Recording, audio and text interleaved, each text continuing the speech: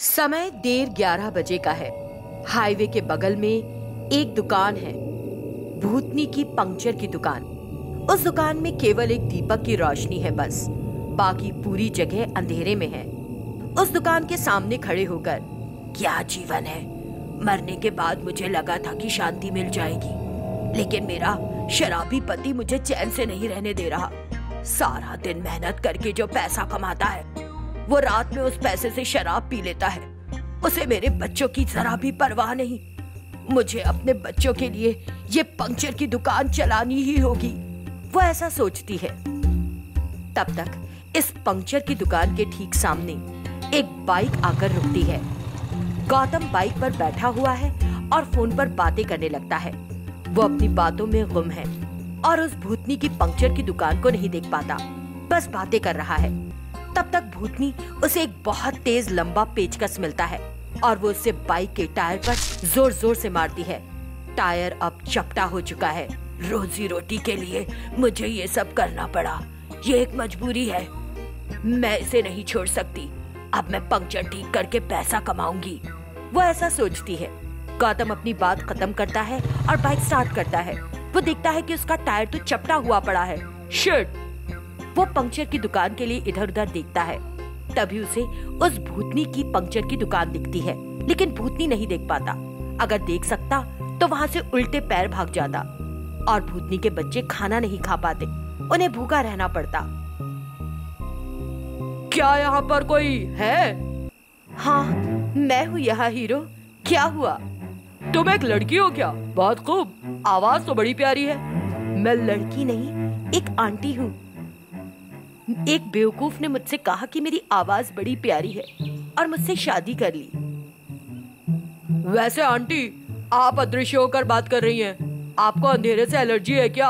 हाँ, ऐसा कुछ नहीं है हीरो, लेकिन अब मैं बस मूनलाइट आंटी हूँ।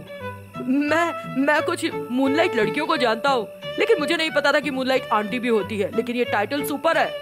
आपकी तारीफ के लिए धन्यवाद। तो वैसे प्रॉब्लम क्या हो गई है? रात को चैन से सो नहीं पाता हूँ मूनलाइट आंटी। ऐसा क्यों हो रहा है? आपको क्या लगता है? मैं तुम्हारे पंक्चर की मरम्मत कर सकती हूँ, कोई डॉक्टर नहीं हूँ मैं। ठीक है, तो काम करो, इसलिए तो मैं यहाँ आया हूँ। भूतनी गौतम से बात कर रही है और भूतिया हाथ मरम्मत का काम। ये देखकर गौतम खुश हो जाता है और उसे 100 रुपए देता है। बाय बाय मूनलाइट आंटी, और वो वहाँ से चला जाता है। उस 100 रुपए को देखकर भूतनी बहुत खुश होती है। 100 रुपए मिले, अगर मैं एक और 100 रुपए कमा सकूं, 2 दिन बच्चों को भर पेट खाने को मिल जाएगा, वो ऐसा सोचती है। रात का मूवी का सेकंड शो देखकर वे घर वापस आ रहे हैं। कार में मुरली और आकाश फिल्म के बारे में बात कर रहे हैं। वे उसी सड़क पर जा रहे होते हैं कि उनकी कार का टायर पंक्चर हो जाता है। वे नीचे उतरकर गाड़ी को धक्का देने लगते हैं। वे उसी पंक्चर की दुकान पर आते हैं, लेकिन उस भूतनी को देखकर वे दोनों भागने लगते हैं। लेकिन भूतनी उन्हें पकड़ लेती है और बांध देती है। अब दोनों वहां से हिल भी नहीं पा रहे थे। भूतनी उनकी कार को रिपेयर कर देती है और उन्हें छोड़ देती है। उनके दिए हुए ढेर सारे पैसे देखकर वो बहुत खुश होती है और लेकर अपने घर आती है। वो अपने बच्चों से बात करने और अपने पति को सबक सिखाने का फैसला करती है। वो अपनी शराब में धुत सोए हुए पति को ले जाकर बर्फ की सिल पर लिटा देती है। ऐसे ही कुछ घंटे बीत जाते हैं। अब धीरे धीरे उसके पति को होश आने लगा है। वो सामने खड़ी अपनी भूतनी पत्नी को देखकर उसका गुस्सा शांत करने की कोशिश करता है। एक बार और अगर तुम बच्चों को परेशान करोगे तो मैं याद नहीं रखूंगी कि तुम मेरे पति हो। मैं बरगद के पेड़ से जिंदा जला दूंगी तुम्हें, समझे? ये कहकर वो पति को धमकाती है।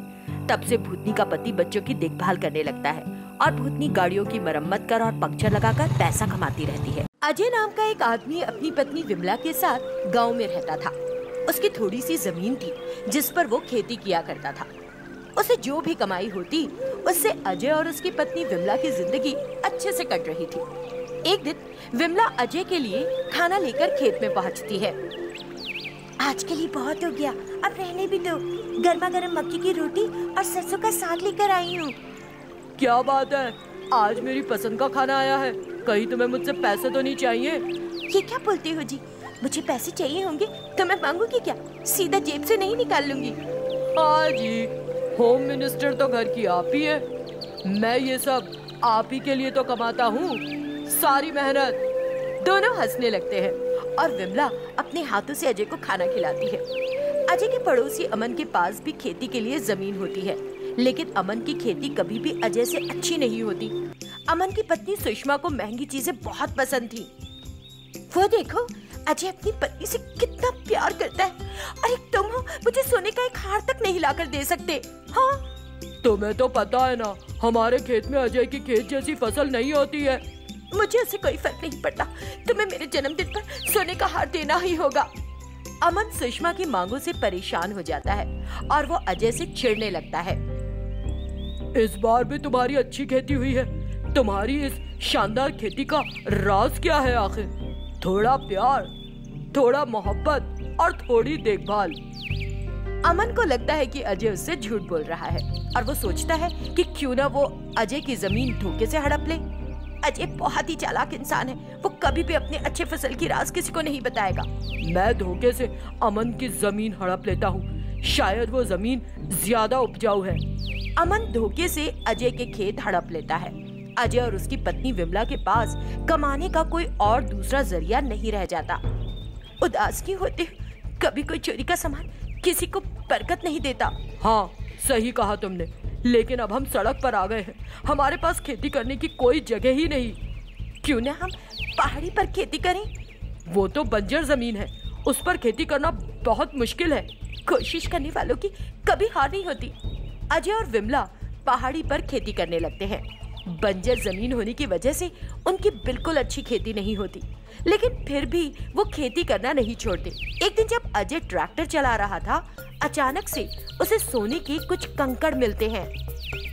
सोने के कंकड़? मेहनत कभी बेकार नहीं जाती।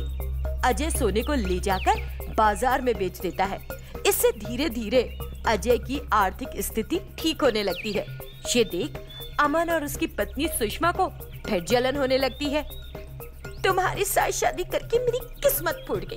वो देखो, अजय ने उसका खेत लुट जाने के बाद अपनी पत्नी को सोने का हार तोहफे में दिया। अरे तुम हो, तुम्हारे कहने पर मैंने उसका खेत भी हड़प लिया था ना। अजय और विमला अपनी मेहनत से पहाड़ी पर मिनी गोल्ड फार्मिंग बनाते हैं, जहाँ पर दोनों मिलकर सभी कंकड़ को अलग कर और सोने के कंकड़ के लिए मिनी फार्मिंग हाउस तैयार करते हैं। एक दिन अमन को उनके मिनी गोल्ड फार्मिंग के बारे में पता चल जाता है और वो और सुषमा चुपके से रात में सोना चुराने जाते हैं और पकड़े जाते हैं। तुझे हमारा खेत लूटकर भी चैन नहीं मिला, अब हमारा गोल्ड फार्मिंग लूटने आ गया। तुझे तो पुलिस के हवाले कर देना चाहिए। हाँ, नहीं तो मुझे माफ कर दो। अपनी पत्नी के लालच के चक्कर में मुझे चोरी करने आना पड़ा। मैं आज के बाद कभी लालच नहीं करूँगा। मुझे पता था तुम्हारे साथ रहूंगी तो यही होगा। सुषमा, तुम हमेशा अपने पति के काम में हाथ बटाकर देखो। पति के साथ काम करने से सबसे ज्यादा सुख मिलता है। मुझे देख। अमन और सुषमा को सबक मिल जाता है। दोनों विमला और अजय की जमीन वापस कर देते हैं और अपनी जमीन पर मेहनत कर खेती करने लगते हैं। अजय का मिनी गोल्ड फार्मिंग दिन दुगनी और रात चौगुनी तरक्की करता है